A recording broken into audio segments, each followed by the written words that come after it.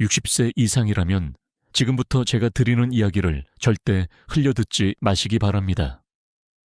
많은 분들이 심장마비나 뇌졸중은 갑자기 예고 없이 찾아온다고 믿습니다. 하지만 의학적으로 보면 그 순간은 갑자기일지 몰라도 그 뒤에는 오랫동안 쌓여온 생활 습관과 신호들이 있었습니다. 바로 지금 아주 작은 행동 하나가 앞으로의 생존 확률을 좌우할 수 있습니다. 여러분은 혹시 아침에 일어나자마자 무엇을 제일 먼저 하시나요? 어떤 분은 TV 리모컨을 찾고, 또 어떤 분은 커피포트를 켜고, 혹은 스마트폰을 확인합니다.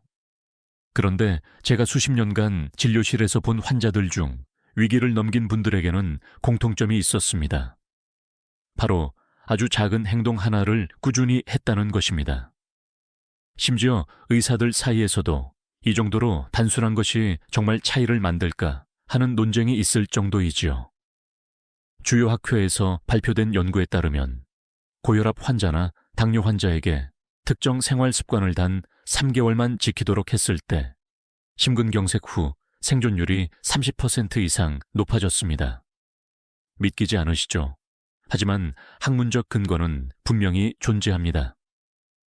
다만 어떤 학자는 이 연구의 표본이 부족하다고 반론을 제기하기도 했습니다.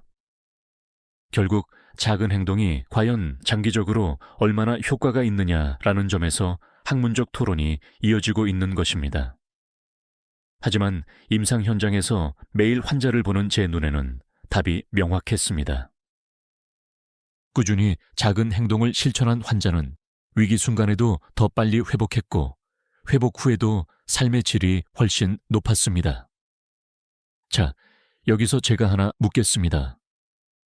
지금 이 영상을 보고 계신 여러분, 혹시 나야 괜찮겠지 하고 방심하고 있지는 않으신가요? 10년 후 혈관이 막히고 뇌가 신호를 보내올 때, 그때 왜 작은 행동 하나를 시작하지 않았을까 후회할 수도 있습니다. 하지만 오늘 이 순간부터는 늦지 않았습니다. 오늘 영상 끝까지 보시면 심장과 뇌혈관을 지키는 작은 습관 5가지와 절대로 피해야 할 위험한 생활 습관 3가지를 알려드리겠습니다. 어떤 것은 이미 아시는 것 같아도 제가 말씀드리는 순서와 방법을 끝까지 들어보셔야 합니다. 왜냐하면 순서와 맥락 속에서 진짜 힘이 생기기 때문입니다. 여기서 잠깐 부탁드리겠습니다. 지금 이 영상을 보고 계신 여러분은 어느 도시에 계신가요? 댓글로 남겨주시면 같은 지역에 사시는 분들끼리도 건강 정보를 나눌 수 있을 것입니다. 이제 본격적으로 시작하겠습니다. 지금부터 제가 말씀드리는 내용을 놓치시면 10년 후 근육의 4분의 1이 사라지고 혈관의 탄력이 반 이상 줄어들 수 있습니다. 하지만 끝까지 함께 하신다면 오늘부터 바로 바꿀 수 있는 아주 단순하지만 강력한 방법들을 손에 넣게 되실 겁니다. 여러분은 숨을 어떻게 쉬고 계십니까? 질문이 너무 단순해 보일지 모르지만 진료실에서 환자들에게 호흡을 의식해 본 적 있느냐고 물으면 대부분 고개를 젓습니다. 하지만 의학 연구와 임상 경험은 놀라운 사실을 보여줍니다. 우리가 숨 쉬는 방식만 바꿔도 심장과 뇌혈관이 받는 부담이 현저히 줄어들 수 있다는 것입니다. 흔히 사람들은 숨은 자동으로 쉬어지는데 무슨 상관이 있겠어? 라고 생각합니다. 맞습니다. 숨은 무의식적으로 이루어집니다. 그러나 문제는 잘못된 패턴이 오랫동안 굳어진다는 데 있습니다. 얕고 빠른 가슴 호흡을 지속하면 혈액 내 산소 포화도가 떨어지고 교감신경이 과도하게 흥분합니다. 그 결과 혈압이 오르고 심장 박동이 불규칙해지며 결국 심장마비나 뇌졸중 위험이 높아집니다. 실제로 미국 심장학회에서 발표된 한 연구에서는 하루 10분간 복식호흡을 꾸준히 한 고혈압 환자들이 8주 뒤 평균 수축기 혈압이 7mg 감소했다고 보고했습니다. 이는 약물 하나를 추가한 것과 비슷한 효과라고 합니다. 흥미로운 점은 이 연구에 대해 일부 학자들이 짧은 기간의 관찰이므로 장기 효과는 불분명하다라고 반론을 제기했다는 사실입니다. 그러나 임상 현장에서 저는 이 단순한 호흡 습관이 환자들의 불안, 어지럼증, 가슴 답답함을 완화하는 데 실제로 도움이 되는 것을 수없이 확인했습니다. 혹시 지금 이 순간에도 어깨가 뻣뻣하고 숨이 가쁘지 않으신가요? 바로 그 순간이 신호입니다.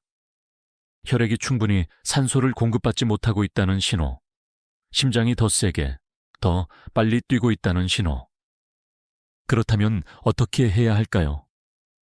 답은 의외로 간단합니다.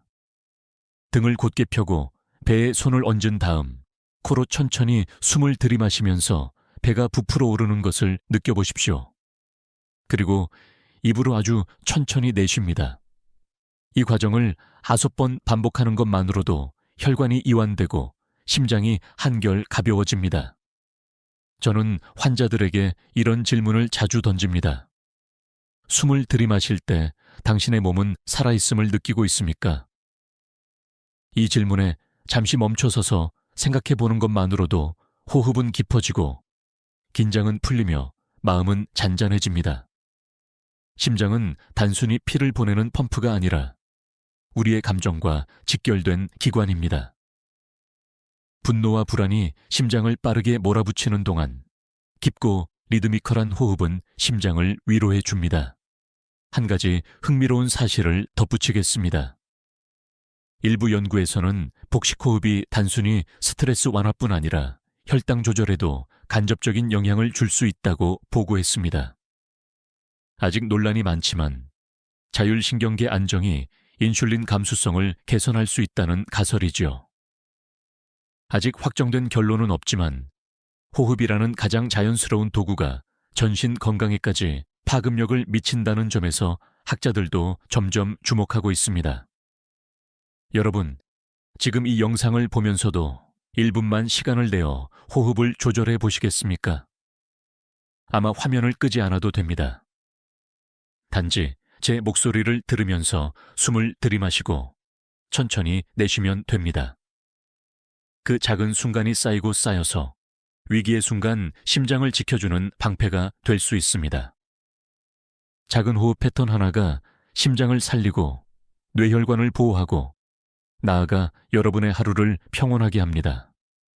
이 단순한 행동이 과연 생존 확률까지 높여줄 수 있을까? 네, 바로 그 차이를 만드는 것이 바로 생활 습관입니다. 여러분, 하루에 얼마나 걸으십니까? 아마 어떤 분은 마트 다녀오는 길에 조금 걸었지. 집 앞에서 쓰레기 버리며 몇 걸음 걸었지 라고 말씀하실 겁니다. 하지만 의학적으로 보면 단 5분의 걷기조차 심장과 뇌혈관에 엄청난 차이를 만들어낼 수 있습니다. 서울대병원 연구팀이 발표한 자료에 따르면 65세 이상 어르신 중 하루 평균 5분 이상 걷는 습관이 있는 분들은 그렇지 않은 분들에 비해 심장마비 발생 후 1년 생존율이 무려 40% 가까이 높았습니다. 단지 하우스분이라는 시간이 어떻게 이토록 큰 차이를 만들까요? 그 비밀은 혈액순환에 있습니다. 오랜 시간 앉아 있으면 혈액은 다리에 고이고 심장으로 돌아오는 속도가 느려집니다. 이때 작은 혈전이 생기고 그것이 뇌혈관이나 관상동맥으로 이동하면 뇌졸중이나 심근경색을 일으킬 수 있습니다. 그러나 5분만 걸어도 다리 근육이 펌프 역할을 하여 혈액을 다시 심장으로 밀어 올려줍니다. 그 순간 혈관이 깨우침을 얻고 심장이 안도의 숨을 쉬는 것입니다. 혹시 운동은 30분 이상 해야 효과가 있다는 말을 들어보셨나요? 맞는 말입니다. 하지만 그것은 젊은 사람에게 해당되는 기준일 때가 많습니다. 70세, 80세가 된 지금 우리에게 중요한 것은 짧지만 자주입니다. 학계에서도 짧은 걷기를 여러 번 반복하는 것이 장시간 운동 못지않게 심혈관계에 이롭다라는 의견이 늘고 있습니다. 물론 반대하는 학자들도 있습니다. 짧은 운동은 대사적 효과가 부족하다는 지적이지요. 그러나 고령자에게 장시간 운동은 오히려 관절을 해치거나 낙상 위험을 높일 수 있습니다. 따라서 현실적으로 실천 가능한 5분 걷기가 훨씬 안전하면서도 효과적인 방법일 수 있습니다. 제가 진료했던 한 환자분 이야기를 들려드리겠습니다. 78세 할머니였는데 늘 집안일만 하고 거의 움직이지 않으셨습니다. 어느 날 작은 뇌경색으로 쓰러지셨다가 가까스로 회복하신 뒤 제가 권유한 것이 하루 3번, 식후 5분 걷기였습니다. 처음에는 귀찮다고 하셨지만 한 달 뒤 다시 오셨을 때 표정이 달라져 있었습니다. 선생님, 숨이 덜 차요. 계단도 올라갈 수 있어요. 그분의 혈압도 안정적으로 조절되었고 무엇보다 살아있다는 느낌이 난다는 말이 제 가슴에 오래 남았습니다. 여러분께도 묻고 싶습니다. 오늘 하루 나 자신을 위해 5분을 내어 걸을 수 있습니까? 그 5분이 쌓이면 1년 뒤, 10년 뒤 심장과 뇌혈관이 달라집니다. 걷기는 단순히 운동이 아닙니다. 혈관의 문을 열어주고 심장의 박동을 가볍게 하며 정신까지 맑게 만드는 기적의 열쇠입니다. 게다가 걷기에는 또 다른 숨은 효과가 있습니다. 최근 연구에서는 걷기가 장내 미생물에도 긍정적인 영향을 준다고 보고했습니다. 규칙적으로 걷는 노인군은 염증을 줄여주는 유익균 비율이 높게 나타났습니다. 아직 학계에서는 걷기와 장내 세균 변화의 인과관계가 확실한가 라는 논쟁이 이어지고 있지만 흥미로운 점은 단순한 걸음이 우리 몸 전체를 바꿀 수 있다는 가능성을 보여준다는 사실입니다. 오늘 영상이 끝난 후 TV 앞에 오래 앉아 계시지 말고 현관 밖으로 나가보십시오. 계단을 오르지 않아도 괜찮습니다. 아파트 복도, 마당, 심지어 집안 거실을 오가며 5분만 걸으셔도 충분합니다. 중요한 것은 오늘부터 시작한다는 것입니다. 심장은 여러분의 걸음을 기다리고 있습니다. 아침에 눈을 뜨자마자 가장 먼저 무엇을 하시나요? 어떤 분은 TV를 켜고, 어떤 분은 휴대폰을 확인하고, 또 어떤 분은 커피를 내리실 겁니다. 하지만 제가 수십 년간 환자들을 보면서 깨달은 진실은 아침의 첫 행동이 심장을 살리기도 위협하기도 한다는 것입니다. 그 행동은 다름 아닌 물 한 컵을 마시는 것입니다. 밤새 우리는 6월 8시간 동안 아무것도 마시지 않습니다. 그 사이 몸은 탈수 상태에 가까워지고 혈액은 조금 더 끈적해집니다. 바로 이때 심장이 더 큰 압력을 받게 되고 작은 혈전이 생기기 쉬운 환경이 됩니다. 실제로 뇌졸중과 심장마비는 새벽이나 아침 시간대에 가장 많이 발생합니다. 놀랍지 않습니까? 바로 이 시각이야말로 심장이 가장 큰 위험에 노출된 순간입니다. 하지만 아침에 맑은 물 한 컵을 마시는 것만으로 혈액은 즉시 묽어지고 혈관벽의 긴장이 완화됩니다. 일본 국립순환기센터에서 발표된 연구에서는 아침에 물을 마시는 습관이 있는 사람은 그렇지 않은 사람보다 심뇌혈관 사건의 위험이 30% 가까이 낮았다고 보고했습니다. 물론 일부 학자들은 단순한 연관성일 뿐 직접적인 인과관계는 증명되지 않았다라고 반론합니다. 그러나 임상 현장에서 저는 너무나 분명하게 차이를 목격했습니다. 아침마다 물을 챙겨 마신 환자들은 어지럼증, 두통, 혈압 변동이 훨씬 적었습니다. 혹시 여러분은 나는 커피로 충분하다라고 생각하시지 않나요? 하지만 커피는 이뇨작용을 일으켜 오히려 탈수를 악화시킬 수 있습니다. 또 어떤 분들은 나는 물을 많이 마시면 속이 불편하다라고 말씀하시는데 그럴 때는 단숨에 한 컵을 들이키지 않고 천천히 나누어 마시는 방법을 권합니다. 중요한 것은 아침의 첫 액체가 순수한 물이어야 한다는 점입니다. 여기서 흥미로운 사실 하나를 덧붙이겠습니다. 독일에서 진행된 한 소규모 연구에 따르면 아침에 차가운 물을 마신 그룹은 혈압이 일시적으로 더 안정적으로 유지되는 경향을 보였습니다. 반대로 어떤 연구자들은 따뜻한 물이 위장을 편안하게 해주고 혈류를 부드럽게 한다고 주장합니다. 학문적으로 아직 의견은 분분하지만 어느 쪽이든 결론은 같습니다. 아침물 한 컵이 혈관에 이롭다는 것입니다. 제가 늘 환자들에게 묻는 질문이 있습니다. 오늘 아침 당신의 심장은 무엇으로 시작했습니까? 만약 아무것도 마시지 않은 차에 서둘러 움직였다면 그 순간 심장은 말없이 울고 있었을지도 모릅니다. 그러나 맑은 물 한 컵은 심장과 뇌혈관에 오늘 하루를 안전하게 시작하라는 따뜻한 신호를 보냅니다.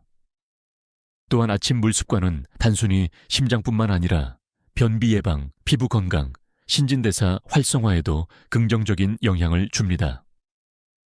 실제로 어떤 노인 환자분은 아침 물 한 컵 습관만으로 소화가 한결 편안해졌다고 말씀하셨습니다. 이렇게 단순한데 왜 이제야 알았을까 하시며 웃으셨던 얼굴이 아직도 생생합니다. 여러분, 오늘 아침에 물을 드셨습니까? 그렇지 않았다면 내일 아침만큼은 꼭 기억해 주시길 바랍니다. 그 작은 행동 하나가 심장마비와 뇌졸중 위험을 낮추는 보호막이 될 수 있습니다. 아침 물 한 컵, 그 단순한 선택이 곧 여러분의 생존 확률을 높이는 비밀 무기가 됩니다. 여러분, 혹시 오늘 손가락을 펴고 구부려 본 적이 있으십니까? 의외로 많은 어르신들이 손가락은 그냥 생활 속에서 움직이니 굳이 따로 운동할 필요가 없다고 생각하십니다. 그러나 실제로는 손가락을 펴고 구부리는 단순한 동작 하나가 혈액순환과 심혈관 건강에 놀라운 힘을 발휘합니다. 먼저 과학적 사실부터 말씀드리겠습니다. 손가락에는 수많은 모세혈관과 신경이 분포해 있습니다. 손끝을 움직이면 그 자극이 말초혈관을 확장시키고 심장에서 말초까지 혈액이 원활하게 흘러가도록 돕습니다. 실제로 일본 와세다 대학 연구팀은 매일 10분간 손가락 스트레칭을 한 고령자 집단에서 말초 혈류량이 15% 이상 증가했다는 결과를 발표했습니다. 단순히 손가락을 움직였을 뿐인데 전신 혈액순환이 개선된 것입니다. 혹시 손가락 운동이 무슨 심장과 관계가 있겠어? 라고 의심하실 수 있습니다. 그러나 이 작은 자극은 전신 순환의 기폭제가 됩니다. 손끝은 우리 몸에서 가장 먼 곳에 있는 부위 중 하나입니다. 가장 먼 곳까지 혈액이 원활하게 흐른다는 것은 심장에서 뇌로 가는 큰 혈관도 더 유연하게 작동하고 있다는 뜻이지요. 제가 진료했던 82세 어르신 한 분은 뇌졸중 후 손끝 감각이 무뎌지고 어지럼증이 잦았습니다. 제가 권해드린 것은 복잡한 운동이 아니라 하루 3번 5분씩 손가락을 펴고 구부리는 스트레칭이었습니다. 몇 달 뒤 다시 오셨을 때 그분은 환하게 웃으며 말씀하셨습니다. 손끝이 따뜻해졌고 머리가 맑아진 것 같아요. 실제로 혈압도 안정되고 손발이 차갑다는 불편도 크게 줄었습니다. 흥미로운 사실은 일부 학자들은 손가락 운동이 단지 기분 전환 효과일 뿐 혈관 건강에는 큰 영향이 없다고 주장하기도 한다는 점입니다. 그러나 임상 현장에서 저는 수없이 확인했습니다. 손끝을 자주 움직인 환자일수록 혈액순환 장애 증상이 훨씬 덜했고 심장질환 위험 신호도 늦게 나타났습니다. 아직 학문적으로 완벽히 정리되지는 않았지만 분명히 무시할 수 없는 결과입니다. 여러분, 지금 이 영상을 보면서도 잠시 따라 해보시겠습니까? 손바닥을 활짝 펴고 손가락을 최대한 벌려보십시오. 그리고 천천히 주먹을 쥐어보세요. 이 동작을 5번 반복하면 손끝이 따뜻해지는 것을 느끼실 겁니다. 이 작은 움직임이 바로 심장으로 가는 신호입니다. 혈액이 잘 돌고 있다. 안심해도 좋다라는 신호이지요. 또한 손가락 스트레칭은 단순히 혈관에만 좋은 것이 아닙니다. 뇌 건강에도 영향을 줍니다. 손가락을 정교하게 움직이는 활동은 뇌의 운동 피질을 자극하여 인지 기능을 활성화합니다. 실제로 치매 예방 프로그램에도 손가락 운동이 포함되는 경우가 많습니다. 즉, 손끝의 움직임이 곧 심장과 뇌, 두 기관을 동시에 지켜주는 열쇠라는 뜻입니다. 혹시 이 정도로 단순한 게 무슨 의미가 있겠어? 라고 스스로 묻고 계신가요? 바로 그 질문이 중요합니다. 단순한 습관일수록 오래가기 쉽고 오래가는 습관일수록 생존 확률을 높여줍니다. 손가락을 움직이는 작은 행동이 심장을 살리고 뇌를 보호하며 여러분의 일상을 가볍게 만들어줍니다. 그러니 오늘부터 TV를 보실 때, 전화를 기다릴 때, 심지어 식사 전후에도 손가락을 천천히 움직여 보십시오. 그 몇 초가 모여 심장과 뇌를 지켜주는 강력한 습관으로 바뀔 것입니다. 여러분, 혹시 오늘 하루에 몇 시간을 앉아 계셨습니까? TV 앞에서, 식탁에서, 휴대폰을 보면서 또는 친구와 대화하면서 우리는 생각보다 오랜 시간을 앉아서 보냅니다. 하지만 오래 앉아있는 시간이야말로 심장과 뇌혈관을 조용히 위협하는 보이지 않는 적입니다. 먼저 과학적 사실부터 보겠습니다. 세계보건기구 WHO는 하루 8시간 이상 앉아있는 생활은 흡연만큼 심혈관 질환 위험을 높인다고 경고합니다. 미국 하버드대 연구팀의 조사에서도 하루 앉아있는 시간이 2시간 늘어날 때마다 심장마비 위험이 10% 이상 상승한다는 결과가 나왔습니다. 이쯤 되면 앉아있는 것이 단순한 생활 습관 문제가 아니라 건강을 갉아먹는 위험 요인임이 분명합니다. 왜 그럴까요? 앉아있는 동안 다리 근육은 거의 움직이지 않습니다. 그러면 혈액이 아래쪽에 고이고 정맥의 펌프 기능이 약화됩니다. 결과적으로 심장으로 돌아오는 혈액량이 줄고 혈압이 불안정해지며 작은 혈전이 생길 확률도 높아집니다. 바로 이 작은 변화가 뇌졸중이나 심장마비라는 큰 사건으로 이어질 수 있습니다. 혹시 이런 경험 있으신가요? TV를 오래 보다가 자리에서 일어나려니 다리가 뻣뻣하고 어지러운 느낌이 드는 순간 말입니다. 그것이 바로 혈액이 순환되지 못했다는 신호입니다.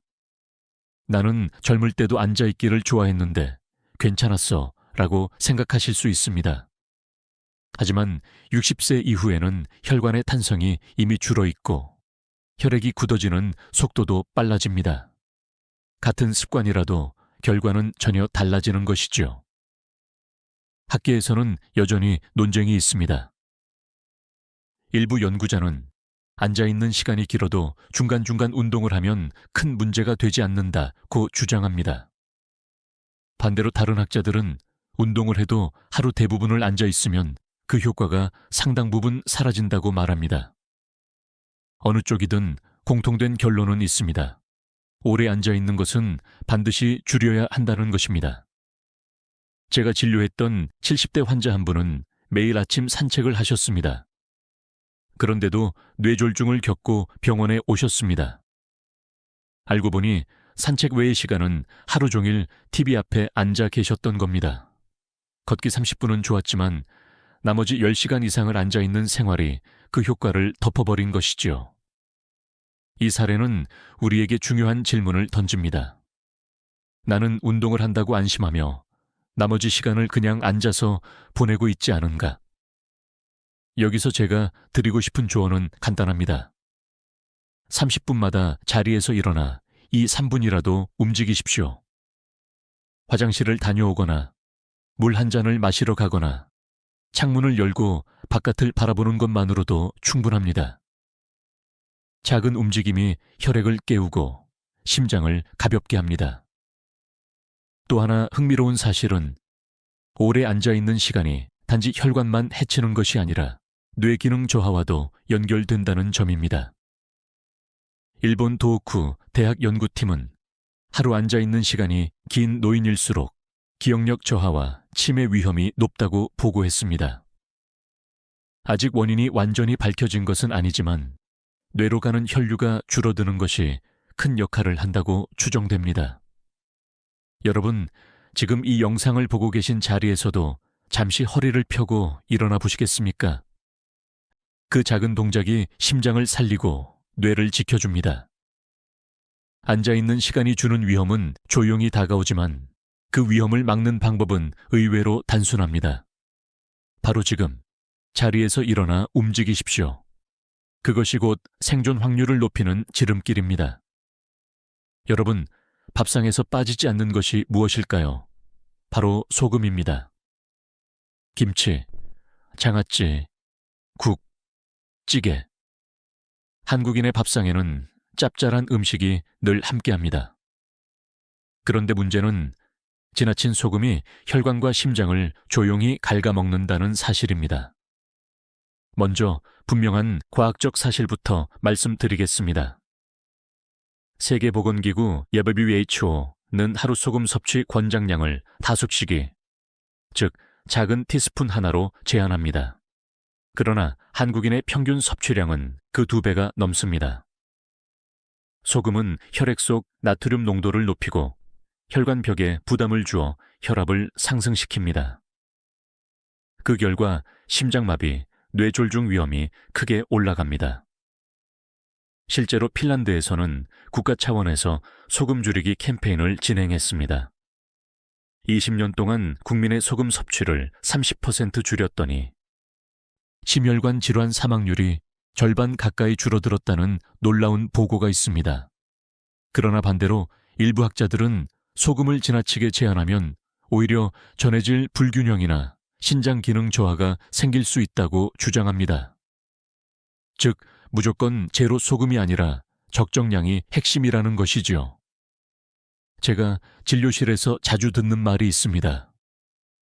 선생님, 싱겁게 먹으면 밥맛이 없어요. 이해합니다. 하지만 그 짠맛이 사실은 혈관을 조용히 쥐어짜고 있다는 점을 잊지 마셔야 합니다.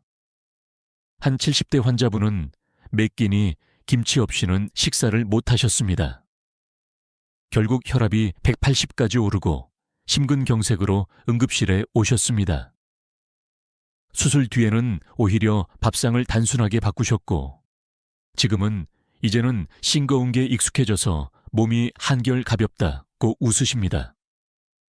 혹시 여러분도 이런 생각을 하고 계신가요? 나는 소금에 강하다. 평생 짜게 먹었는데 괜찮았다. 그러나 60세 이후에는 이야기가 달라집니다.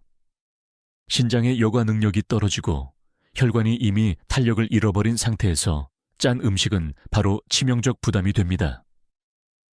젊을 때 괜찮았던 습관이 지금은 독이 되는 것이지요. 흥미로운 사실 하나를 알려드리겠습니다. 일본 나가노현은 과거 일본에서 뇌졸중 사망률이 가장 높은 지역이었습니다.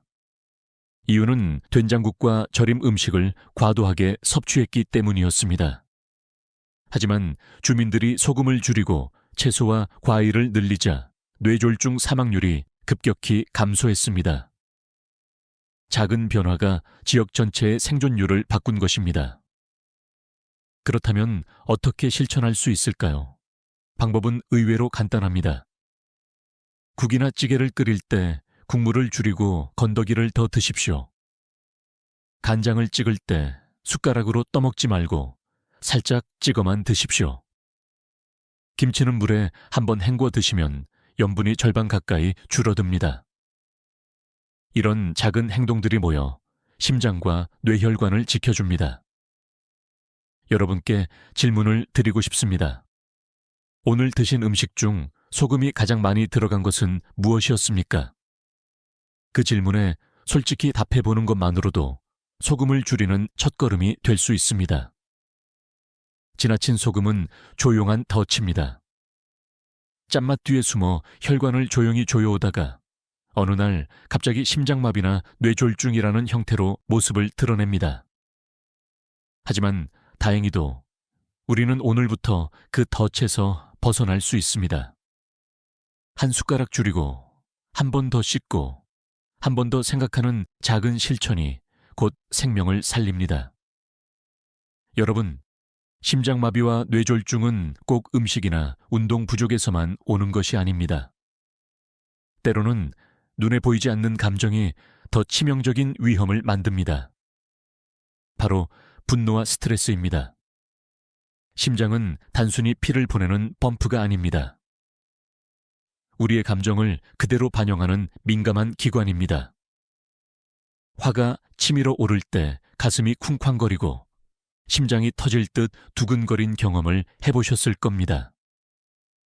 이 순간 교감신경은 폭발적으로 활성화되고 혈압은 치솟으며 혈액 속 응고인자가 늘어나 작은 혈전이 만들어질 가능성이 높아집니다. 그 작은 혈전이 뇌혈관을 막으면 뇌졸중, 심장혈관을 막으면 심근경색이 되는 것이지요. 실제로 하버드대 공중보건대학 연구에 따르면 큰 분노를 경험한 후 2시간 동안 심장마비 위험이 평소보다 5배 이상 높아진다고 합니다.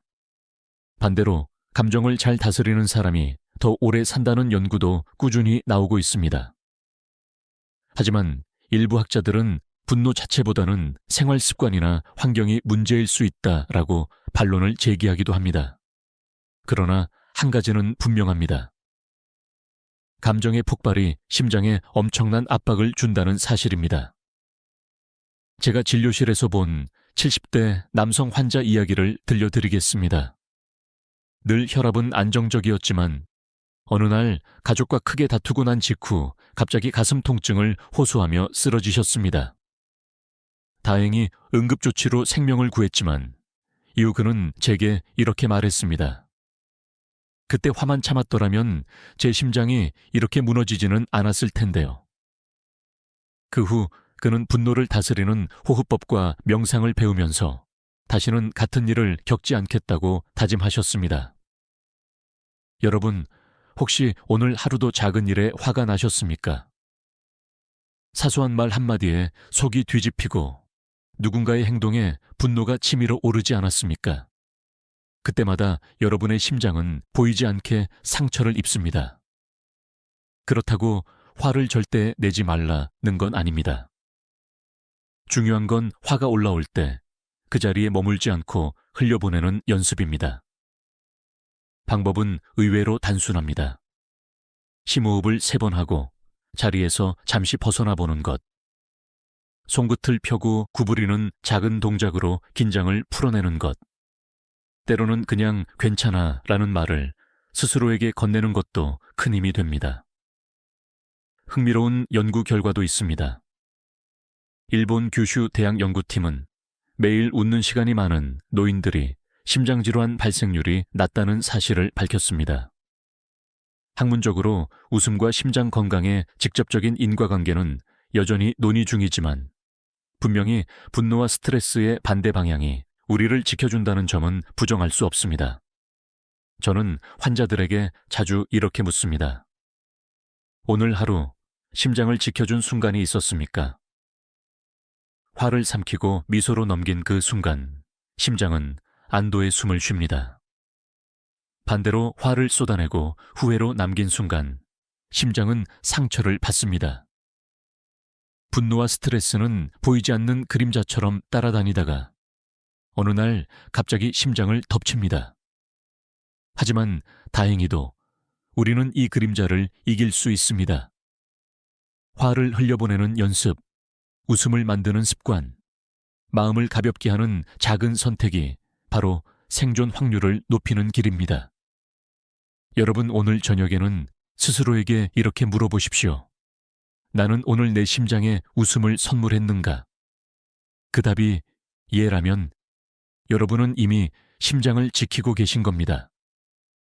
여러분, 병원에서 혈압약이나 혈당약을 처방받으신 적이 있으신가요?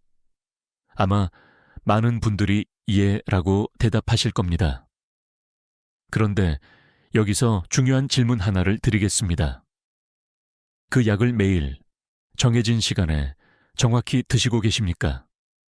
놀랍게도 진료실에서 만나는 환자들의 절반 이상이 가끔 빼먹는다라고 솔직히 말씀하십니다. 혈압약이나 혈당약은 단순히 수치를 낮추는 약이 아닙니다. 심장마비와 뇌졸중을 예방하는 안전벨트와 같습니다. 하지만 이 안전벨트를 풀어버리는 순간 위험은 언제든 찾아올 수 있습니다. 실제로 미국 심장학회 연구에 따르면 혈압약을 규칙적으로 복용하지 않은 환자는 복용을 철저히 지킨 환자에 비해 심장마비 위험이 3배 이상 높았습니다. 왜 이런 실수가 반복될까요? 이유는 다양합니다. 몸이 괜찮아졌으니 약을 줄여도 되겠다라는 안일한 생각, 오늘은 깜빡했다라는 사소한 실수, 약이 독하지 않을까라는 막연한 두려움. 하지만 이런 작은 방심이 결국 생명을 위협하는 큰 실수로 이어집니다. 제가 진료했던 74세 여성 환자분은 고혈압 진단을 받고 약을 드시다가 1년쯤 지나 혈압이 안정되자 스스로 약을 끊으셨습니다. 몸이 좋아진 것 같아 그만 먹었어요. 그러나 몇 달 뒤 뇌졸중으로 응급실에 실려 오셨습니다.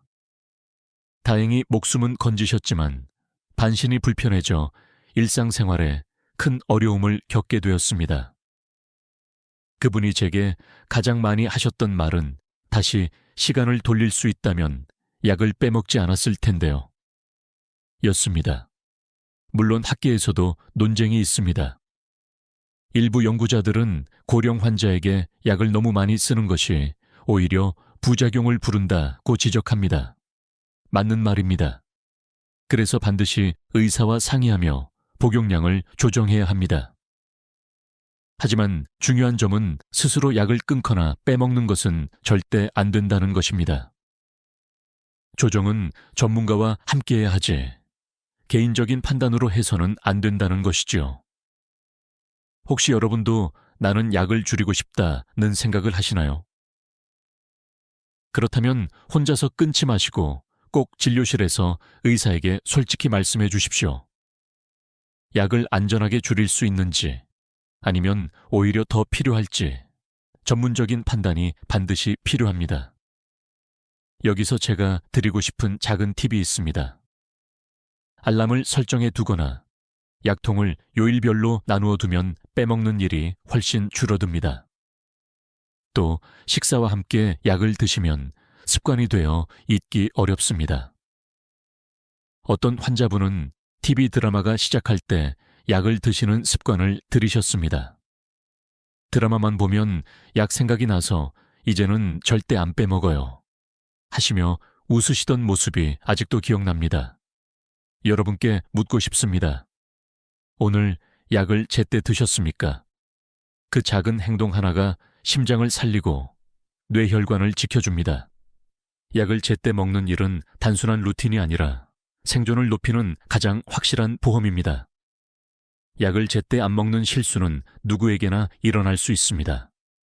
하지만 오늘부터는 달라질 수 있습니다. 알람을 맞추고 습관을 만들고 스스로를 지키는 선택을 하십시오. 그 작은 실천이 여러분의 미래를 바꾸고 소중한 가족과 더 오래 함께할 수 있게 합니다. 여러분, 심장마비나 뇌졸중으로 쓰러졌다가 기적처럼 살아난 사람들에게는 어떤 공통점이 있을까요? 의사로서 저는 수많은 환자들을 보면서 한 가지 분명한 사실을 깨달았습니다. 살아남은 분들은 결코 우연히 살아난 것이 아니라 미리 준비된 습관이 있었다는 점입니다. 먼저 연구 결과부터 말씀드리겠습니다. 미국 심장협회가 발표한 대규모 조사에 따르면 심장마비 후 생존율이 높은 환자들의 70% 이상이 평소에 작은 생활 습관을 꾸준히 실천하고 있었습니다. 예를 들어 아침 물 한 잔, 하루 5분 걷기, 손가락 스트레칭 같은 아주 사소해 보이는 습관들이었습니다. 반대로 전혀 관리하지 않던 환자들은 응급 상황에서 회복 속도가 느리고 합병증도 훨씬 많았습니다. 물론 학계에서는 생존율을 결정짓는 건 결국 병원 도착 시간과 응급 처치 여부라는 주장이 있습니다. 맞습니다. 응급 상황에서 빠른 처치는 절대적으로 중요합니다. 하지만 동일한 상황에서도 어떤 사람은 빠르게 회복하고 어떤 사람은 긴 후유증을 남기는 차이를 만드는 것은 결국 몸이 사전에 얼마나 준비되어 있었는가입니다. 실제로 제가 경험한 사례를 하나 들려드리겠습니다. 76세 여성 환자분은 갑작스러운 심근경색으로 응급실에 실려 오셨습니다. 그런데 놀라울 만큼 회복이 빨랐습니다. 이유가 무엇이었을까요? 가족들은 이렇게 말했습니다. 어머니는 늘 아침에 물을 챙겨 드셨고 집 안이라도 하루에 몇 번씩 걸으셨습니다. 또 손가락 스트레칭을 하면서 혈액순환을 챙기셨죠. 결국 작은 습관들이 위기의 순간 몸을 지켜낸 것입니다. 반대로 70대 남성 환자분은 평소에 약도 자주 빼먹고 하루 종일 TV 앞에서만 시간을 보내셨습니다. 쓰러진 뒤 병원에 오셨지만 회복이 더뎠고 결국 반신이 불편한 상태로 남으셨습니다. 같은 연령대, 같은 질환이었지만 결과는 완전히 달랐습니다. 혹시 여러분은 나도 위기 상황에서 살아남을 수 있을까 하고 스스로에게 물어보신 적이 있습니까? 그 답은 오늘의 습관에 달려 있습니다. 작은 행동이 모여 몸의 회복력을 키우고 심장의 예비력을 지켜주며 뇌혈관을 더 탄탄하게 만듭니다. 또 흥미로운 연구가 있습니다. 일본 오사카 대학에서 95세 이상 노인들을 대상으로 조사했더니 규칙적으로 웃거나 명상을 하는 습관이 있는 사람들은 그렇지 않은 사람보다 뇌졸중 발생 후 기능 회복 속도가 훨씬 빨랐습니다. 아직 정신적 습관이 얼마나 직접적으로 영향을 주는가에 대해 학문적 논쟁은 이어지고 있습니다. 하지만 분명한 것은 몸과 마음이 모두 준비된 사람이 더 빨리 회복한다는 사실입니다. 여러분, 지금 이 영상을 보시면서도 스스로에게 질문해 보십시오.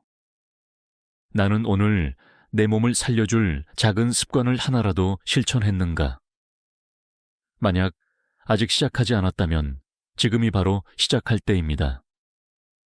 살아남은 사람들의 공통점은 특별한 약이나 기적의 치료가 아니라 매일의 단순한 선택이었습니다. 심장은 오늘의 습관을 기억합니다. 그리고 그 습관이 위기의 순간 여러분의 생존 확률을 높여줍니다. 지금부터라도 작은 습관 하나를 붙잡으십시오. 그것이 곧 살아남은 이들의 공통점을 여러분의 이야기로 만드는 길입니다. 여러분, 심장마비나 뇌졸중을 겪은 뒤에도 다시 일어서서 웃고 걷는 사람들이 있습니다.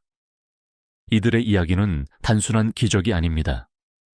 몸과 마음이 함께 회복하는 힘이 있었기 때문입니다. 먼저 연구 결과를 살펴보겠습니다. 미국 클리블랜드 클리닉에서 진행된 조사에 따르면 심장질환으로 입원한 고령 환자 중 재활 프로그램에 성실히 참여한 환자들은 1년 후 삶의 질이 50% 이상 개선되었습니다.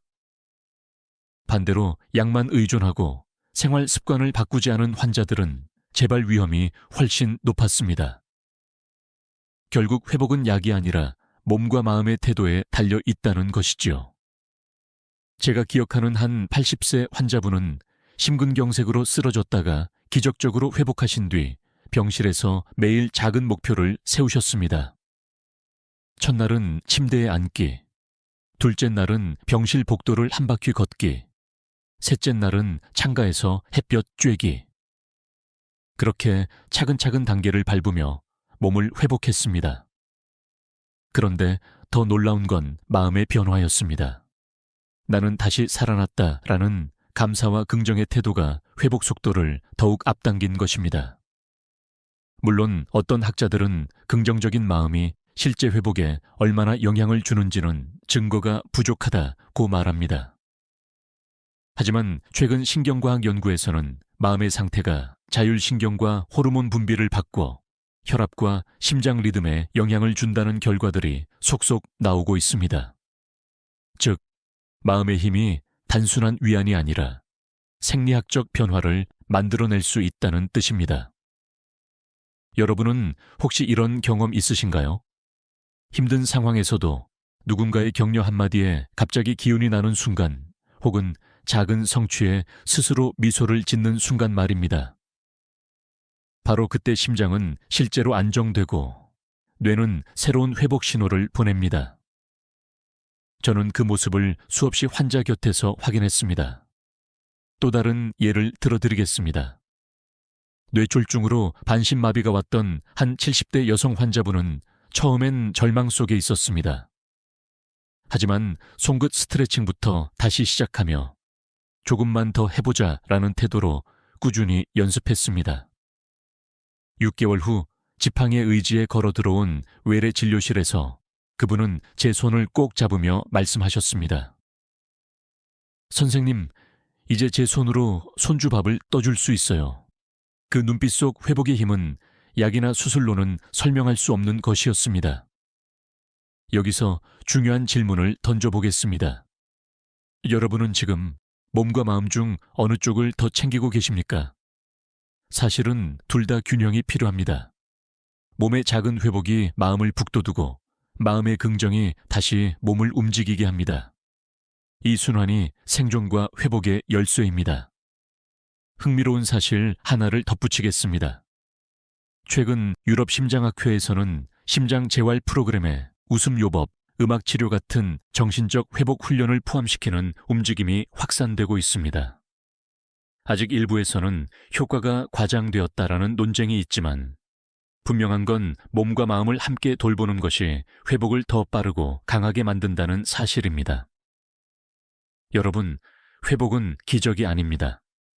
작은 행동, 작은 웃음, 작은 믿음이 쌓여서 만들어집니다. 나는 다시 걸을 수 있다, 다시 웃을 수 있다 라는 믿음이야말로 가장 강력한 약입니다. 그러니 지금 이 순간에도 스스로에게 다짐해 보십시오. 내 몸은 다시 일어날 수 있다. 내 마음은 다시 웃을 수 있다. 그 다짐이 바로 여러분을 회복의 길로 이끌 것입니다.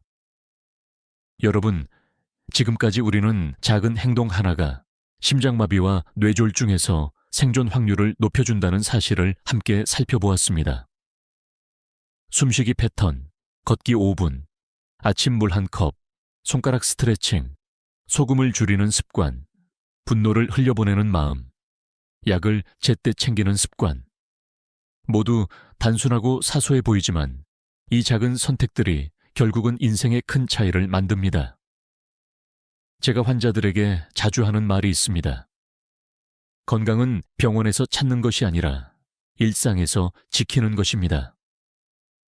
실제로 수십 년간 환자들을 지켜보면서 깨달은 건 병원 문턱을 자주 드나드는 분보다 작은 습관을 꾸준히 지킨 분들이 더 오래, 더 건강하게 산다는 것이었습니다. 혹시 여러분은 나는 이미 늦었어 라고 생각하시나요? 아닙니다. 지금이라도 늦지 않았습니다. 60세든 70세든 80세든 심장은 여러분의 선택을 기억하고 변화에 반응합니다. 지금 이 순간 물 한 컵을 마시고 자리에서 일어나 5분을 걸으며 손가락을 펴고 구부리며 약을 챙겨 드신다면 그 자체가 곧 심장을 살리고 뇌를 보호하는 강력한 실천입니다. 물론 학문적으로 작은 습관이 생존 확률에 얼마나 영향을 주는가에 대한 논쟁은 여전히 이어지고 있습니다. 일부 학자들은 응급처치와 병원 시스템이 가장 중요하다고 말합니다. 맞습니다. 응급 상황에서 의료진의 신속한 대응은 생명을 좌우합니다. 그러나 동일한 위기 속에서도 누군가는 빠르게 회복하고 누군가는 평생 후유증에 시달리는 차이를 만드는 것은 결국 평소의 몸 상태와 습관입니다. 그것은 더 이상 부정할 수 없는 현실입니다. 저는 오늘도 환자들에게 이렇게 묻습니다. 오늘 당신의 심장을 지켜주는 선택을 하나라도 하셨습니까? 이 질문은 단순하지만 우리 삶을 바꾸는 씨앗이 됩니다. 이제 여러분께 작은 요청을 드립니다. 댓글로 오늘 영상에서 가장 놀라웠던 부분, 가장 마음에 남았던 습관을 남겨주십시오. 같은 영상을 보는 다른 분들에게도 큰 힘이 될 것입니다. 또 좋아요와 구독은 더 많은 분들에게 이 중요한 정보를 전하는 힘이 됩니다. 여러분, 지금부터 다시 시작할 수 있습니다. 작은 행동 하나가 심장을 살리고 뇌를 지키며 가족과 함께하는 시간을 더 길게 만들어줍니다. 우리는 할 수 있습니다. 함께 제대로 해냅시다. 지금까지 듣기만 해도 튼튼해지는 튼튼 라디오였습니다. 건강한 하루 되십시오. 60세 이상이라면 지금 이 순간에도 몸속에서 아주 조용히 일어나고 있는 일이 있습니다. 바로 근육이 사라지는 과정입니다. 눈에 잘 보이지 않지만 매년 1, 2%씩 줄어들고 있다는 사실 알고 계셨나요? 많은 분들이 나이 들면 원래 기운이 빠지지 라고 생각하시지만 사실은 아닙니다. 단순한 노화가 아니라 식습관과 생활 습관이 근육 손실을 가속화시키는 결정적인 원인입니다. 놀랍게도 연구에 따르면 70세 이상 인구의 절반 가까이가 근감소증 사르코페니아 위험을 안고 살아갑니다. 근육이 줄면 단순히 힘이 약해지는 것만이 아닙니다. 계단을 오르기 힘들어지고 한 번 넘어지면 뼈가 부러지기 쉽고 심지어는 혈당 관리와 면역력까지 떨어집니다. 결국 일상에서 독립성을 잃게 되는 것이죠. 하지만 반대로 근육을 지키고 회복하는 방법은 생각보다 단순합니다. 의학적으로 검증된 몇 가지 음식을 꾸준히 먹는 것만으로도 몸은 달라질 수 있습니다. 음식이 근육을 만든다는 말이 결코 비유가 아닙니다. 달걀 하나, 콩 한 접시, 생선 한 토막이 노인의 근육을 살리고 혈관을 깨끗하게 하고 면역까지 지켜주는 강력한 열쇠가 될 수 있습니다. 물론 여기에 대해 학계의 논쟁도 있습니다. 어떤 학자는 운동이 더 중요하다고 강조하고 또 어떤 학자는 단백질 섭취 없이는 운동 효과도 없다고 말합니다. 진실은 둘 다 맞습니다. 운동과 단백질이 함께할 때 근육은 살아납니다. 그렇다면 질문을 드려보겠습니다. 지금까지 여러분은 근육을 지켜주는 음식을 얼마나 챙겨 드셨나요? 제가 오늘 드릴 약속은 분명합니다. 이 영상을 끝까지 보시면 근육을 되살리는 5가지 음식과 반드시 피해야 할 3가지 위험한 식습관을 알게 되실 겁니다. 듣는 것만으로도 건강해지는 튼튼 라디오 같은 시간이 될 거예요. 그리고 한 가지 부탁드릴게요. 지금 시청자 여러분은 어느 도시에 계신가요? 댓글에 남겨주시면 서로의 건강 이야기를 나누는데 큰 힘이 됩니다. 지금부터 말씀드리는 내용을 놓치시면 10년 후 근육의 4분의 1이 사라져 있을지도 모릅니다. 하지만 걱정하지 마세요. 끝까지 함께 하신다면 오늘 저녁 식탁부터 바로 바꿀 수 있습니다. 여러분의 근육 아직 늦지 않았습니다. 달걀은 단순한 음식이 아닙니다. 노인에게 달걀은 근육을 지켜주는 가장 기본적이고 강력한 재료입니다. 많은 분들이 노인인데 달걀을 매일 먹어도 될까? 콜레스테롤이 높지 않을까라고 걱정합니다. 하지만 최근 연구에 따르면 건강한 노인에게 있어 달걀은 콜레스테롤보다 훨씬 더 큰 근육 회복 효과와 영양적 이득을 줍니다. 달걀 한 개에는 약 677개 고품질 단백질이 들어 있습니다. 여기서 중요한 단어는 고품질입니다. 달걀 단백질은 필수 아미노산의 구성이 매우 균형 잡혀 있어 근육 합성 점수, 르신 컨텐트가 높은 식품으로 꼽힙니다. 실제로 운동선수들이 달걀을 단백질 보충식으로 즐겨 먹는 것도 이 때문입니다. 노인에게는 더욱 중요한 사실이죠. 왜냐하면 나이가 들수록 근육이 단백질을 받아들이는 능력이 떨어지기 때문입니다. 흡수력이 약해질수록 더 좋은 질의 단백질이 필요해집니다. 또한 달걀 노른자에는 근육뿐 아니라 뼈와 면역에도 관여하는 비타민 D가 들어 있습니다. 햇볕을 쬐는 시간이 줄어드는 노인에게 비타민 D 부족은 흔한 문제인데 달걀을 통해 보충하면 근육과 뼈가 동시에 보호됩니다. 게다가 노른자 속 조콜린초린은 뇌신경 전달에 꼭 필요한 성분으로 기억력 유지에도 도움을 준다고 알려져 있습니다. 단순히 근육만이 아니라 삶의 활력을 지켜주는 작은 알맹이인 셈이죠. 하지만 여기서 흥미로운 논쟁도 있습니다. 어떤 학자들은 달걀 섭취가 심혈관 질환 위험을 높일 수 있다고 주장합니다.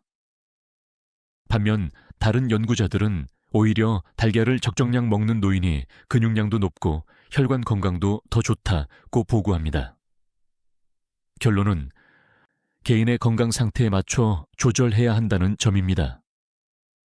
하루 1-2개의 달걀은 대부분의 건강한 노인에게 이득이 되며 특히 흰자 위주의 섭취는 근육 건강에는 최선의 선택이 될 수 있습니다. 여기서 잠깐 묻고 싶습니다. 오늘 아침 식탁에 달걀 반숙 하나라도 올리셨나요? 아니면 귀찮다는 이유로 빵 한 조각이나 과자 봉지를 드셨나요? 작은 선택 하나가 5년, 10년 후에 몸을 결정합니다. 달걀을 먹는 가장 좋은 방법은 단순합니다. 삶아서 드시는 겁니다. 기름에 튀기거나 소금에 과하게 간을 하면 불필요한 지방과 나트륨이 문제를 일으킬 수 있습니다. 반면에 삶은 달걀은 소화가 잘 되고 어디서나 간편하게 먹을 수 있으며 다른 음식과도 잘 어울립니다.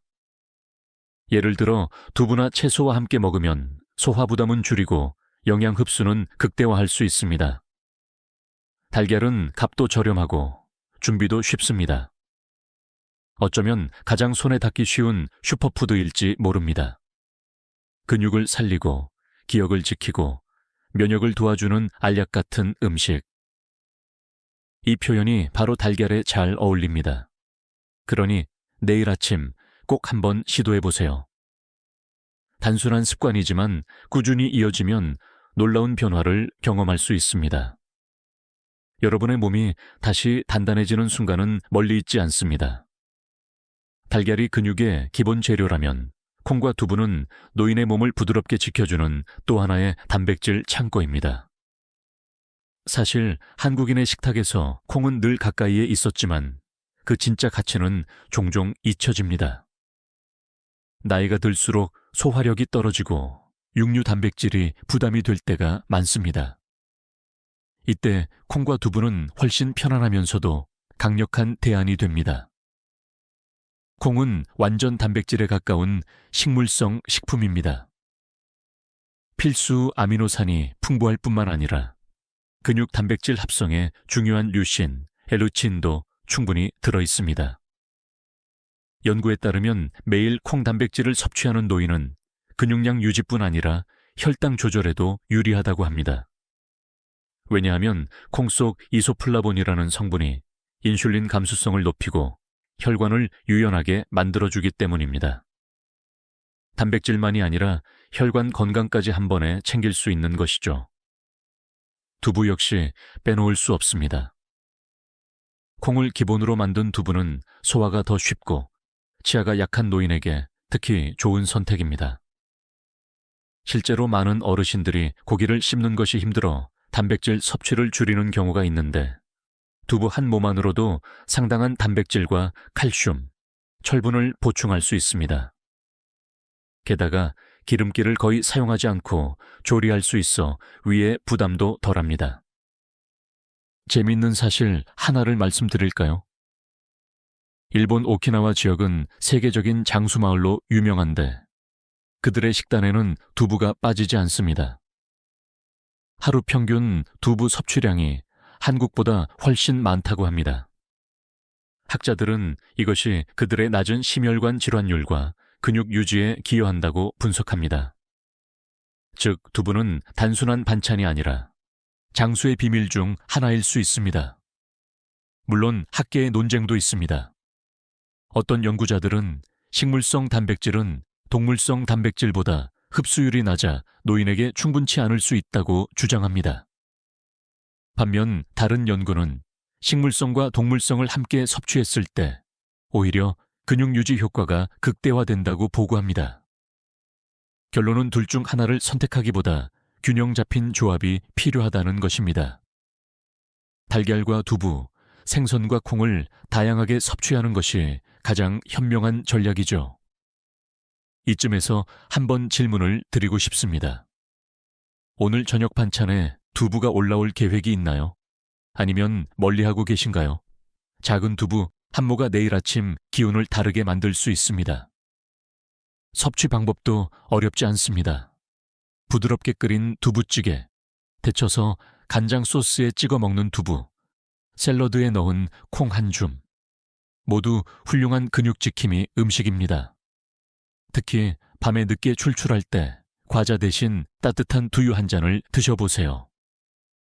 위는 편안하면서도 근육은 든든하게 채워집니다. 콩과 두부는 가격도 부담이 없고 준비도 쉽습니다. 꾸준히 식탁에 올리기만 해도 근육은 서서히 회복의 길로 들어서게 됩니다. 부드럽게 먹지만 단단하게 지켜주는 음식. 이 말이 콩과 두부를 가장 잘 설명합니다. 여러분의 식탁에 오늘부터 콩과 두부를 조금 더 자주 올려보세요. 근육은 조용히, 그러나 분명히 되살아날 것입니다. 근육을 지키는 또 하나의 강력한 동맹군은 바로 생선입니다. 특히 등푸른 생선, 즉 고등어, 연어, 참치, 정어리 같은 생선들은 노인에게 거의 약에 가까운 음식이라고 할 수 있습니다. 단백질만 풍부한 것이 아니라 오메가3 지방산이라는 특별한 무기를 함께 가지고 있기 때문입니다. 먼저 단백질 이야기부터 해봅시다. 생선 단백질은 소화 흡수율이 매우 높습니다. 나이가 들수록 위산 분비가 줄고 단백질 소화력이 떨어집니다. 이때 부드럽고 섬유가 가는 생선살은 훨씬 소화가 잘 됩니다. 실제로 연구에 따르면 동일한 단백질 양을 섭취했을 때 노인은 생선 단백질을 고기 단백질보다 더 효율적으로 활용한다고 합니다. 다시 말해 똑같이 한입을 먹어도 생선에서 얻는 근육 합성 효과가 더 높을 수 있다는 것이죠. 여기에 더해 생선의 가장 큰 장점은 바로 오메가3 지방산입니다. 오메가3는 단순히 혈관을 지키는 기름이 아닙니다. 근육 속 염증을 줄이고 단백질 합성을 돕는 역할까지 합니다. 최근의 여러 학문적 보고는 오메가3를 꾸준히 섭취한 노인이 근육량과 근력 회복 속도가 빠르다는 사실을 보여줍니다. 근육이 약해져 넘어지기 쉬운 시기에 한 끼 생선이 다시 일어날 힘을 주는 셈입니다. 흥미로운 사실 하나를 알려드리겠습니다. 아이슬란드, 일본, 노르웨이 등 어업이 발달한 지역은 평균 수명이 유난히 길고 노인 근육 감소증 비율이 낮습니다. 학자들은 이들의 높은 생선 섭취량을 중요한 이유 중 하나로 꼽습니다.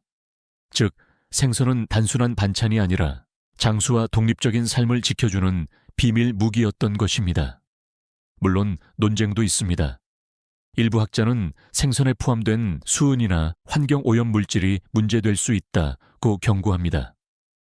맞는 말입니다. 하지만 대부분의 전문가들은 일주일에 이후 3회, 적당량의 생선을 먹는 것은 위험보다 이익이 훨씬 크다고 강조합니다. 결국 균형과 선택의 문제입니다. 특히 등푸른 생선을 구워 드시거나 국조림으로 섭취하는 방법이 가장 이상적입니다. 여기서 여러분께 질문 하나 드리고 싶습니다. 오늘 저녁 고등어 한 토막을 구워 드시는 건 어떨까요? 간단하지만 꾸준히 하면 1년 뒤 거울 속의 몸이 달라져 있을지도 모릅니다. 섭취 팁도 드리겠습니다. 생선은 가능한 한 기름을 적게 쓰고 조리하세요. 기름에 튀기면 오히려 좋은 성분이 파괴되고 해로운 지방이 늘어납니다. 구이, 찜, 조림처럼 전통적인 방식이 가장 건강합니다.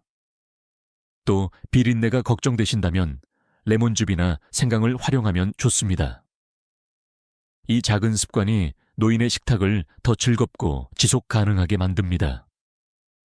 생선은 단백질과 오메가3의 황금 조합입니다.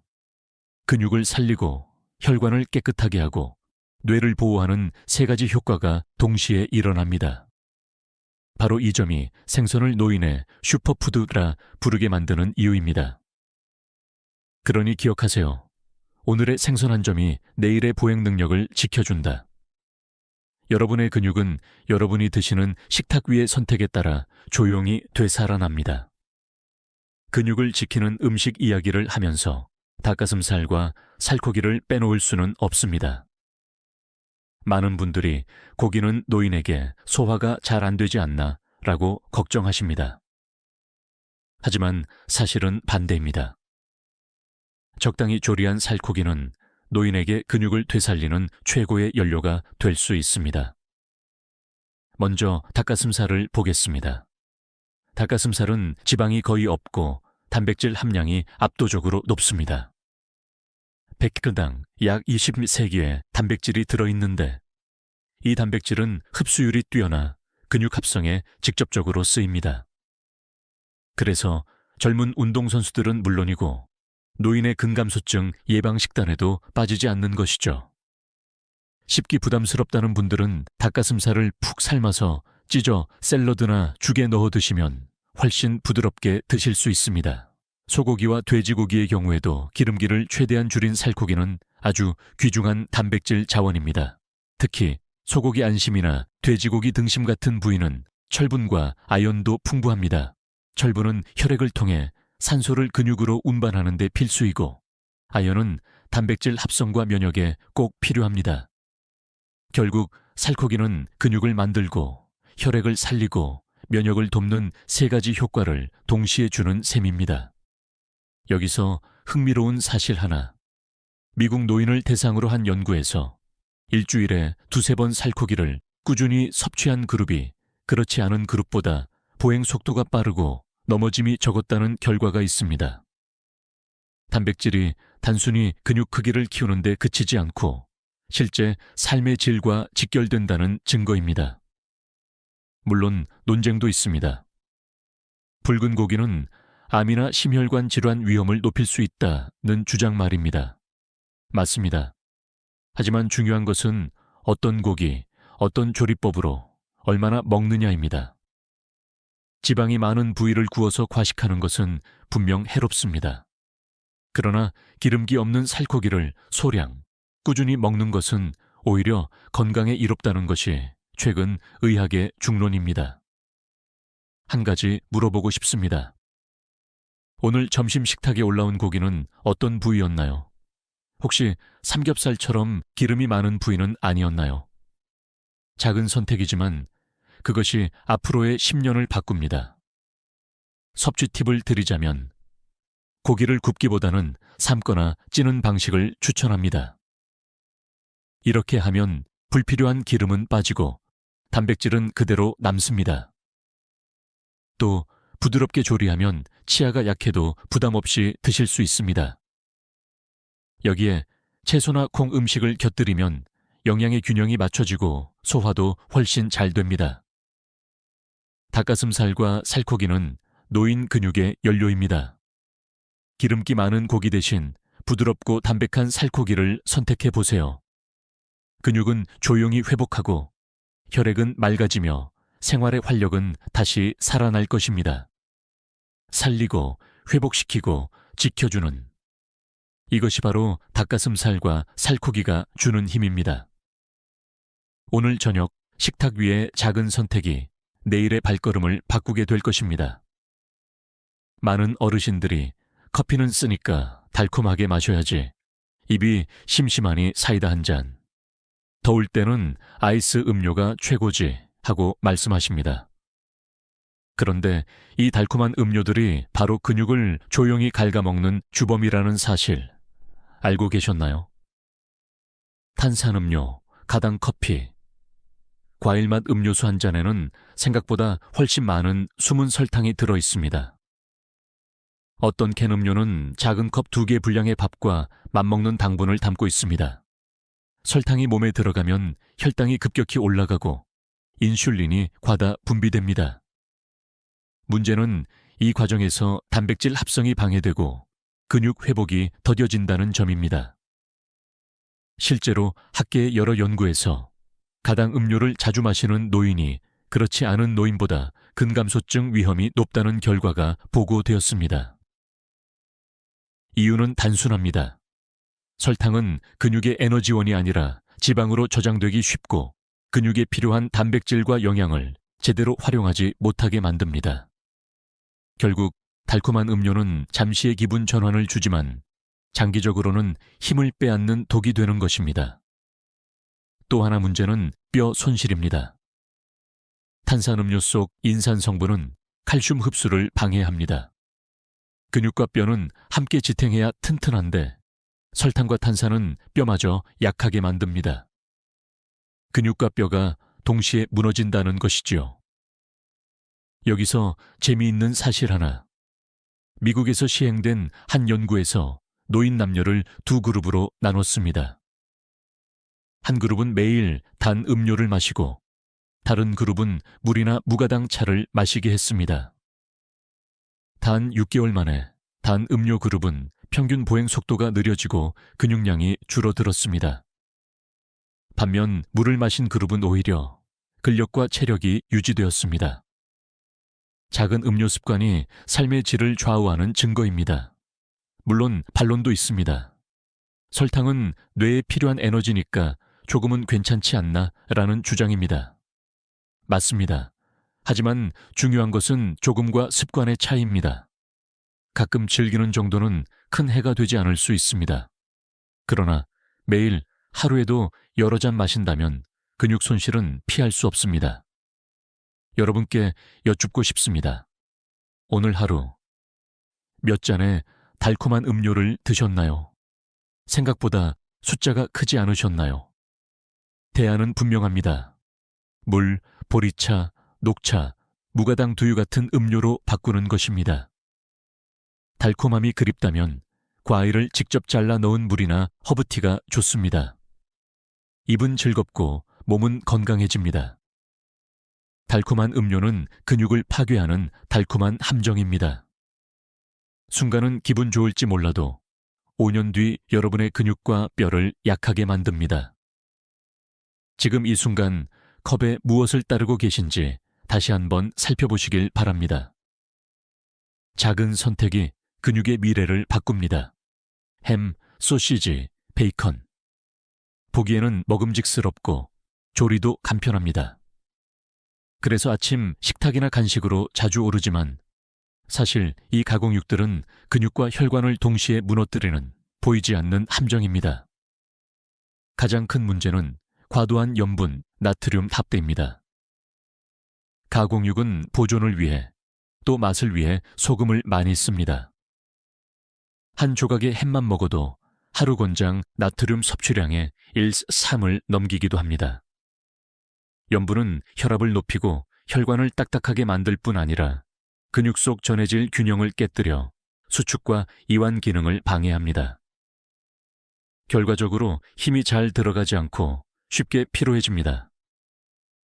여기에 더해 가공육에는 질산염, 아질산염 같은 화학물질이 포함됩니다. 이들은 고기를 오래 보관하면서 색을 곱게 유지하기 위해 쓰이지만 체내에서 산화 스트레스를 일으키고 염증을 키웁니다.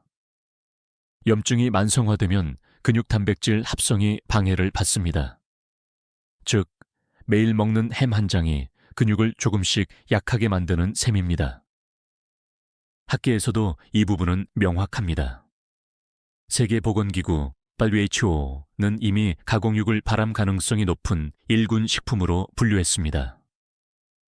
노인에게 중요한 것은 암의 위험뿐 아니라 근육과 뼈를 지켜야 한다는 점입니다.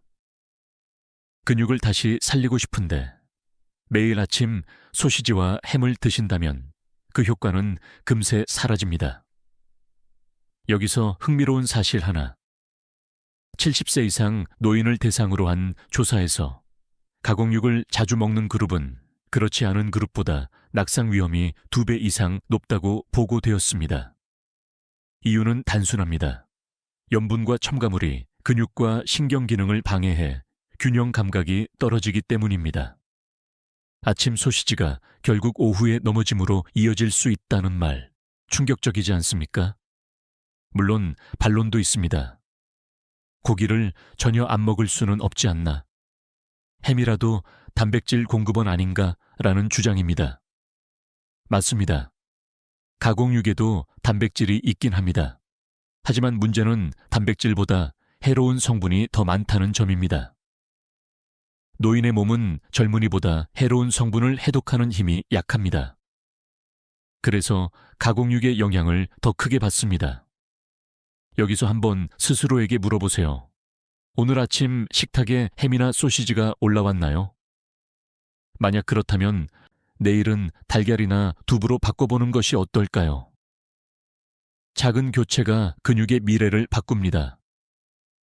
대안은 분명합니다. 가능하다면 가공하지 않은 신선한 고기를 선택하세요. 닭가슴살, 소고기 안심, 돼지고기 등심처럼 기름기 적은 부위를 삶거나 찌는 것이 가장 좋습니다. 만약 햄이 꼭 필요하다면 양을 최소화하고 신선한 채소와 곁들여 염분을 희석하는 것이 방법입니다. 햄과 소시지는 맛있고 편리합니다. 하지만 근육을 살리고 싶다면 지금 당장 멀리하는 것이 현명합니다. 보이지 않는 염분과 화학 물질이 쌓이면 근육은 조용히 힘을 잃고 맙니다. 기억하세요. 간편함이 건강을 대신할 수는 없습니다. 나이가 들수록 술 한 잔이 더 달콤하게 느껴질 때가 있습니다. 하루의 피로를 풀어준다. 밥맛이 없을 때는 소주 반 잔이 약이다 라는 말씀도 많이 하십니다.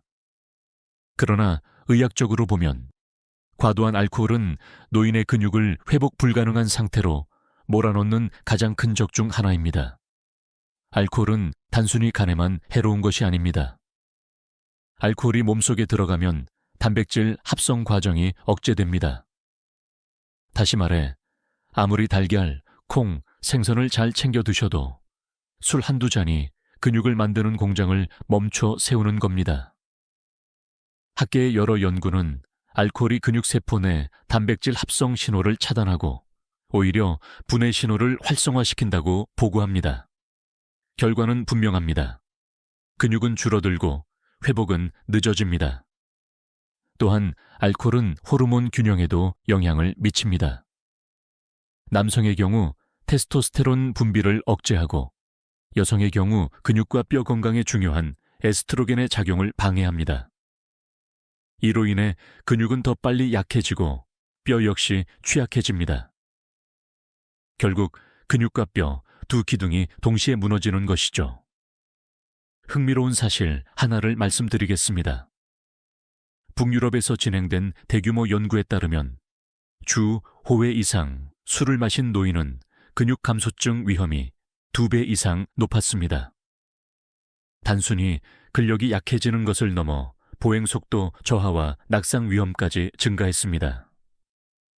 알코올이 단순한 기분 전환이 아니라 삶의 독립성을 빼앗는 요인이라는 것이 명확히 드러난 것입니다. 그렇다고 해서 술은 무조건 독이다 라고 단정하는 것도 학문적 논쟁거리입니다.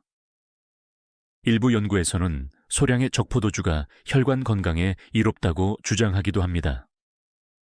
하지만 이 역시 중요한 점은 소량과 습관의 차이입니다. 가끔 식사와 함께 적당량 즐기는 것과 매일 습관적으로 마시는 것은 완전히 다릅니다. 노인의 몸은 젊은 시절보다 알코올을 분해하는 능력이 훨씬 떨어집니다. 따라서 같은 양이라도 몸에 주는 해로움은 훨씬 크다는 것을 기억하셔야 합니다. 여기서 질문을 드리고 싶습니다. 오늘 저녁, 혹시 습관처럼 술잔을 찾으실 계획이 있으신가요? 그 한 잔이 내일 아침의 기운과 근육 회복을 앗아갈 수 있다는 사실을 떠올려 보시길 바랍니다. 대안은 명확합니다. 술 대신 무가당차, 허브차 또는 미지근한 물 한 잔을 선택해 보세요. 처음에는 허전할 수 있지만 몸은 분명히 달라집니다. 잠도 깊어지고 아침 기운도 회복됩니다. 무엇보다 근육이 조금씩 힘을 되찾습니다. 알코올은 순간의 위안처럼 보이지만 사실은 근육을 조용히 무너뜨리는 배신자입니다. 술잔을 내려놓는 작은 습관이 근육과 뼈, 그리고 삶의 독립성을 지켜줍니다. 기억하세요. 오늘의 술 한 잔이 내일의 힘을 빼앗습니다. 햄버거, 감자튀김, 치킨, 피자. 한 번쯤은 손자 손녀와 함께 즐기기 위해 드셔본 적이 있으실 겁니다. 빠르고 맛있고 무엇보다 손쉽게 접할 수 있는 음식이니까요. 그러나 패스트푸드는 노인에게 있어 근육과 혈관, 그리고 삶의 활력을 동시에 앗아가는 위험한 선택입니다. 첫 번째 이유는 트랜스 지방과 포화 지방입니다. 튀김과 마가린, 쇼트닝이 들어간 빵류에는 트랜스 지방이 숨어 있습니다. 이 성분은 혈관을 막고 심장을 약하게 만들 뿐 아니라 근육세포의 대사를 방해합니다. 실제로 여러 연구에서 패스트푸드를 자주 섭취한 노인 그룹은 근감소증과 대사증후군 위험이 동시에 증가했습니다. 즉, 단순히 살이 찌는 문제가 아니라 근육이 빠지고 지방만 남는 체형으로 변해버리는 것입니다.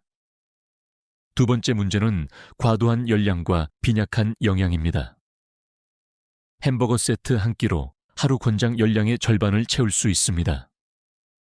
하지만 정작 근육 합성에 필요한 단백질과 필수 아미노산, 비타민 미네랄은 턱없이 부족합니다. 몸은 배부른데 근육은 굶주리는 아이러니가 벌어지는 것이죠. 세 번째는 염분 과다입니다. 패스트푸드의 소스, 치즈, 튀김옷에는 많은 소금이 들어있습니다. 염분은 혈압을 올리고 혈관벽을 딱딱하게 만들며 근육의 수축과 이완에 필요한 전해질 균형을 깨뜨립니다. 그 결과 쉽게 쥐가 나고 걷는 힘이 떨어집니다. 여기서 재미있는 사실 하나를 말씀드리겠습니다. 일본에서 노인 남녀 수천 명을 대상으로 한 연구에서 패스트푸드를 주 3회 이상 먹는 그룹은 그렇지 않은 그룹보다 보행 속도가 20% 느리고 낙상률은 1.5배 높다는 결과가 나왔습니다.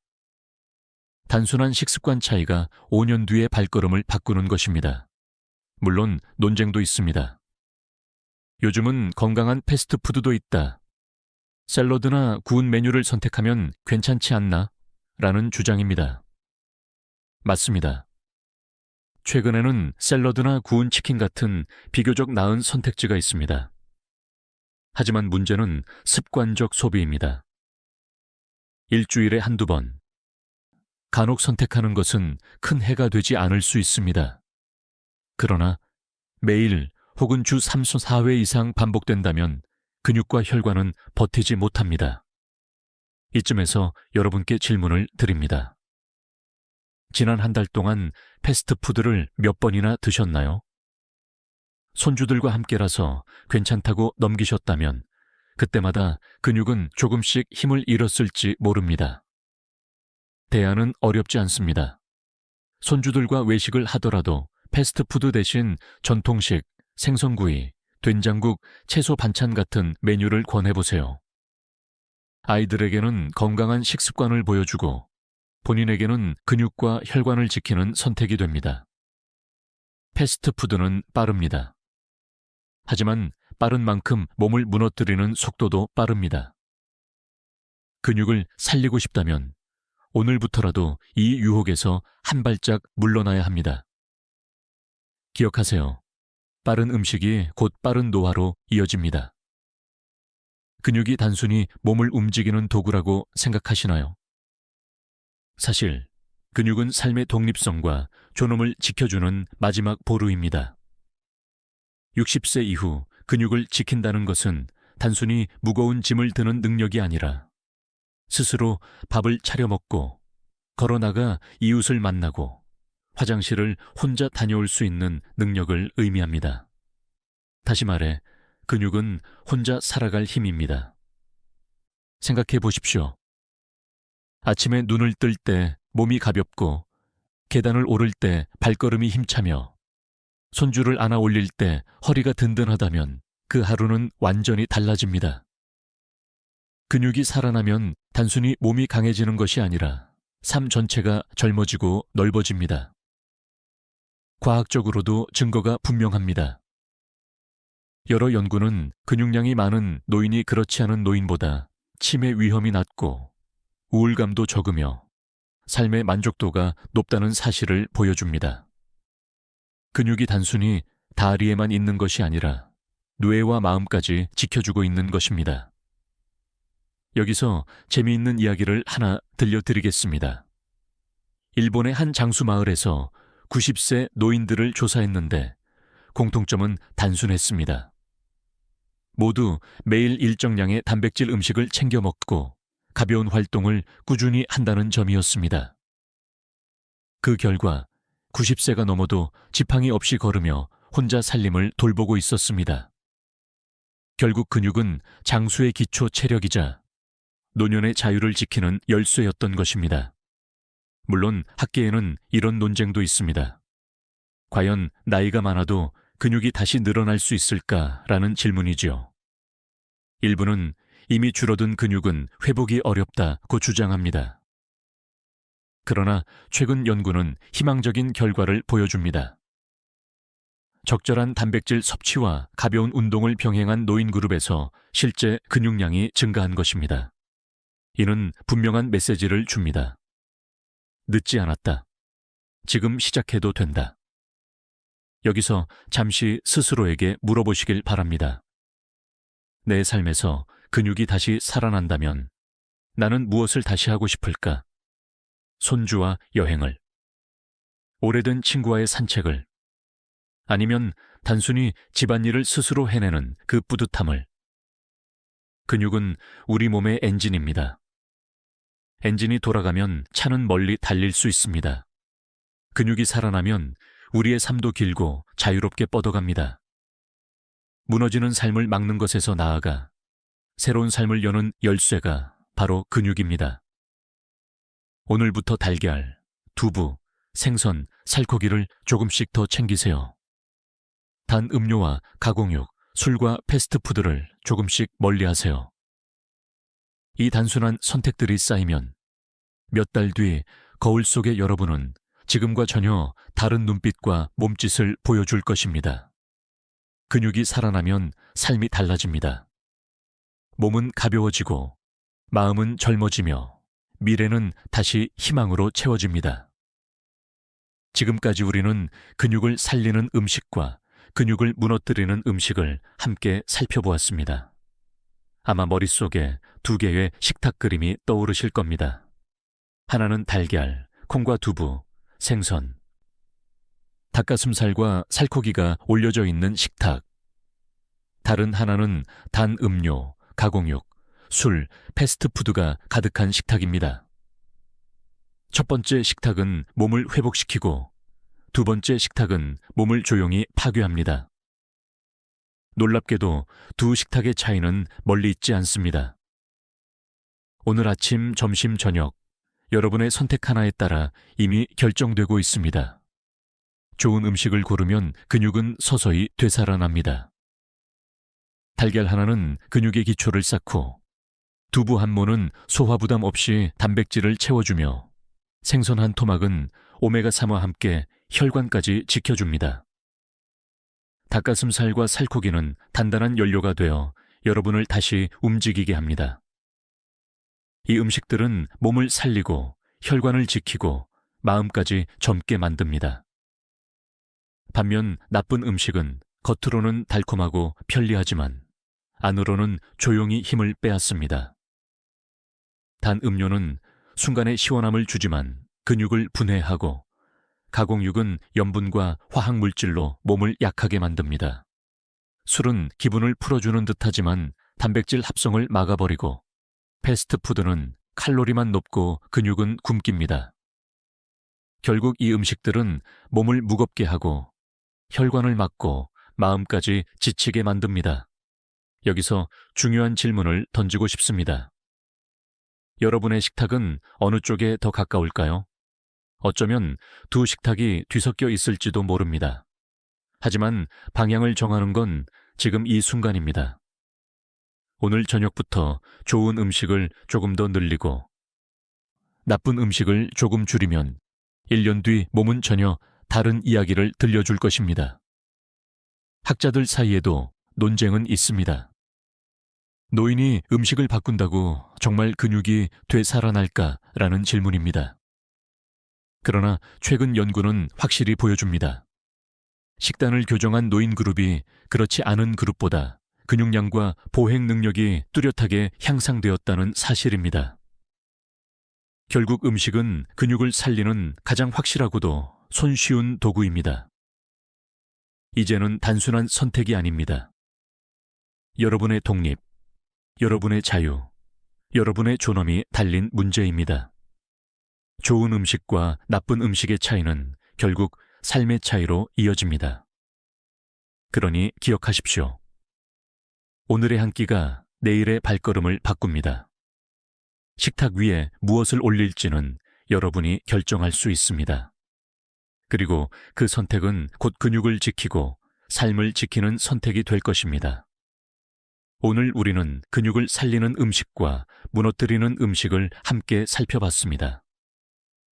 단순히 먹고 마시는 것 같지만 사실은 내일의 몸과 10년 후의 삶을 결정하는 중요한 선택이었습니다.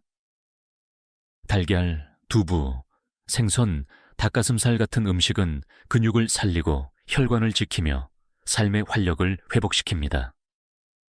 반대로 단 음료, 가공육, 술, 패스트푸드는 근육을 갉아먹고 몸을 무겁게 하며 삶의 독립성을 앗아갑니다. 두 가지 길은 늘 우리 앞에 놓여 있습니다.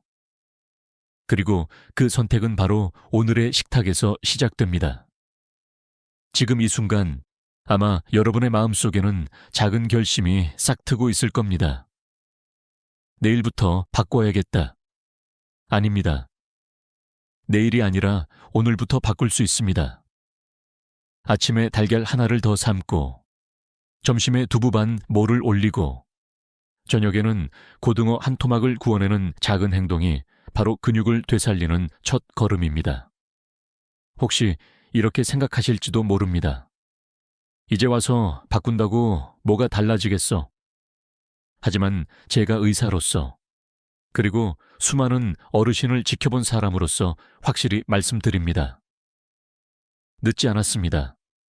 지금이라도 바꾸면 근육은 다시 살아납니다. 연구 결과도, 실제 사례도, 수많은 환자분들의 경험도 그것을 증명하고 있습니다. 저는 여러분이 단순히 오래 사는 것을 목표로 하기를 바라지 않습니다. 저는 여러분이 스스로 살아가는 힘을 지키며 오래 사시기를 바랍니다. 누군가의 도움 없이 일어나고 걸어가고 하고 싶은 일을 하는 그 힘의 뿌리가 바로 근육입니다. 이제 마지막으로 여러분께 작은 부탁을 드리고 싶습니다.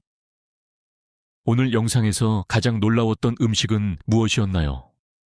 댓글에 남겨주세요. 여러분의 이야기가 다른 분들에게도 큰 힘이 됩니다. 그리고 이 영상이 도움이 되셨다면 좋아요와 구독을 눌러주세요. 그것이 더 많은 분들에게 이 정보를 전하는 힘이 됩니다. 여러분이 누르는 작은 손길이 수많은 노인들의 건강을 지키는 큰 파도가 될 수 있습니다. 마지막으로 꼭 기억하세요. 지금부터 다시 시작하실 수 있습니다. 우리는 할 수 있습니다. 함께 제대로 해냅시다. 지금까지 듣기만 해도 튼튼해지는 튼튼 라디오였습니다. 건강한 하루 보내시길 바랍니다.